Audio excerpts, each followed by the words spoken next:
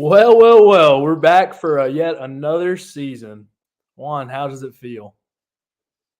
Feels really good, Ryan. Season, what is this now? 5, I guess, of March to Madness entering in.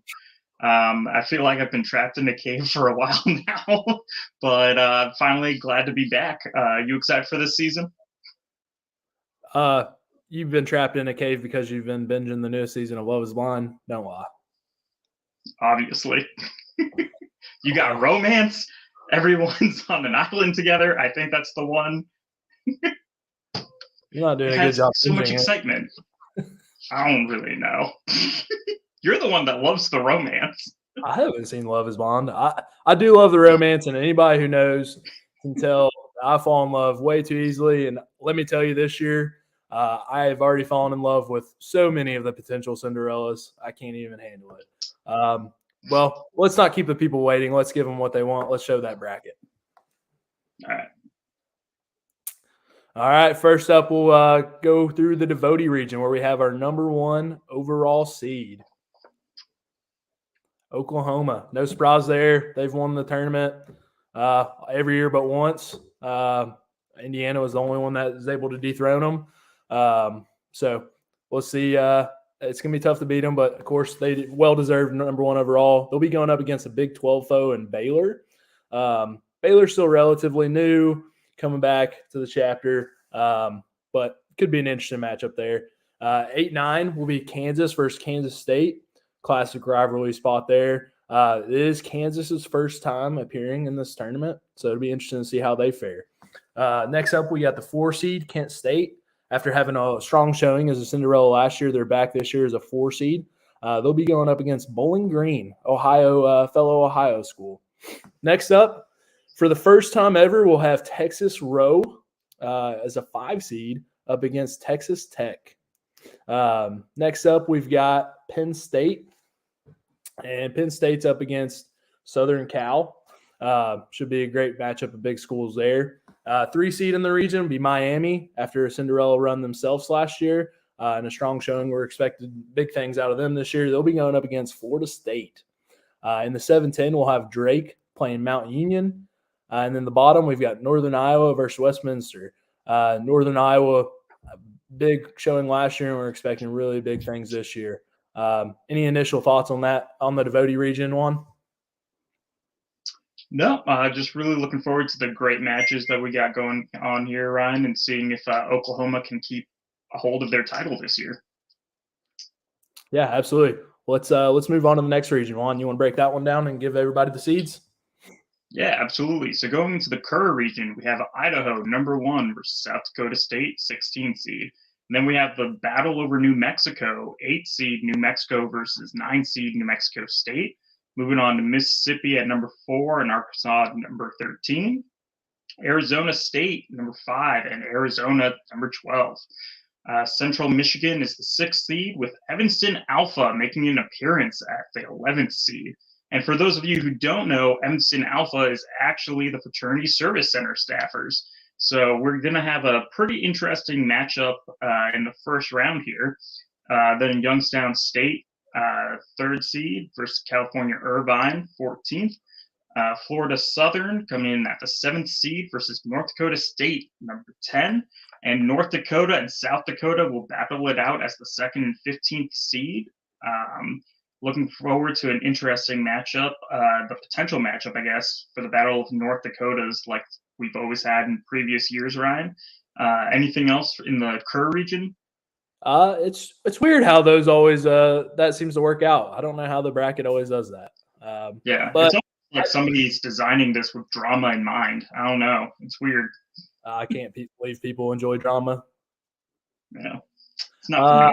I have to say, this is only the second region we've given the seeding to, but I think it's by far the most intriguing.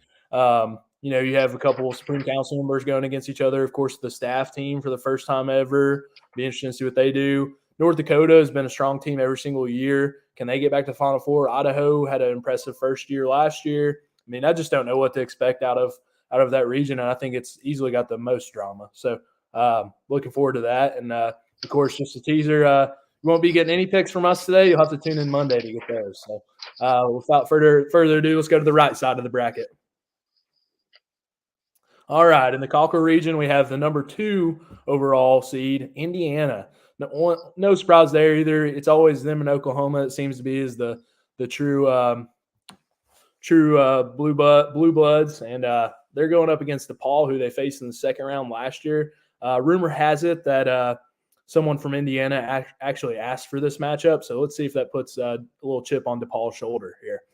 Next up, we got 8 seed Cincinnati against 9 seed Iowa State. Cincinnati, decent showing last year. I'm not sure they knew exactly what was going on. Hopefully, be interesting to see if they get some people to rally behind them this year. 4 seed, we got Towson against Nevada Reno in a 4-13. The 5-12, we have an SEC matchup in Kentucky and Florida. And 6-11, also an SEC matchup, Mississippi State and Tennessee. 3 seed Winthrop, maybe a little underseeded. They might not agree with this seeding as they've been a strong team the last few years, including the Final Four run again last year. They're up against the 14 ETSU. 7-10 is yet again another SEC matchup, LSU versus Georgia. And then the 2 seed Southern Mississippi versus Western Kentucky. Southern Miss had a great showing last year and well-deserved 2 seed this year. This is not going to be a cakewalk for Indiana. I can assure you that. Juan, any thoughts on that region? I mean, I think we just have some great SEC rivalries going on in the Cockrell region, and we always have that fan favorite Winthrop there. It's a little spice things up here, so we'll kind of see what happens, I guess. Don't you mean to say Wanthrop? No, never heard that. You're no jumping off biases the ship, will be showing. Nope, no ship, no biases. I'm completely impartial announcer, judge, fan to all teams, especially Winthrop. But all of them are treated fairly until Winthrop starts winning. So yeah. Yeah. You know what they say? They say a lot of things about you, Juan, but bias is not one. That's for sure. Nope. Definitely, you can't go back to any past videos and see any fan paraphernalia on you. So, absolutely not. Juan, why don't you give the people the last region for us? All right. And coming up in Foster, number 1, Nebraska, going up against Southern Methodist, 16. And then North Carolina's 8 versus Duke coming in at number 9 seed. Alabama is going to be our 4th seed, going up against Missouri, our 13th. Maryland and Minnesota will be our 5th and 12th seeds. Indiana State coming in at the 6th seed versus Evansville, number 11th. Northern Illinois, 3rd seed versus San Diego State, 14th. Michigan, 7th seed versus Ohio State, our 10th seed. And Michigan State, our 2nd. And Purdue, our 15th seeds. Overall, I think Foster is going to be pretty entertaining. We have some pretty great matchups, a little Big Ten rivalry going on. I think it's going to be one of those areas where people are going to be sleeping on a lot of the teams, but I think a few of them are definitely going to show us that they're really in it to win it this year. Ryan, what about you? Oh man, they got some heavy hitters in this region right here. Alabama participated for the first time last year. We all know they've got the firepower with Mother Mew. Maryland's had a couple strong years, not quite as much last year, but they've always got the potential. Michigan State had a great year last year. Michigan, Ohio State, who knows what you're going to get out of those guys.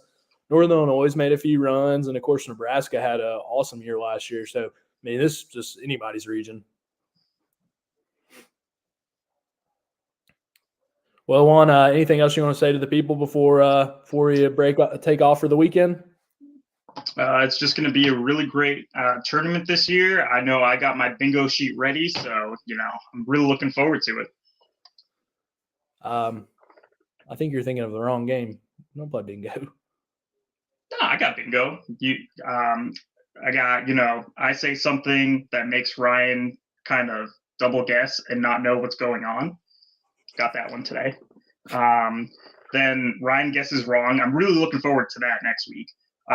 There's a shot clock violation. I don't really know how that's going to happen, but I'm really looking forward to possibly happening. Any team from Wisconsin wins. Thinking about it now, I think I downloaded this from Google. Yep, definitely downloaded this from Google. So, it's going to be kind of hard. Yeah, not going to get the soda commercial or the car commercial one. The air ball is also going to be a little tricky here. And a clip from the 90s is probably not going to happen. Yeah.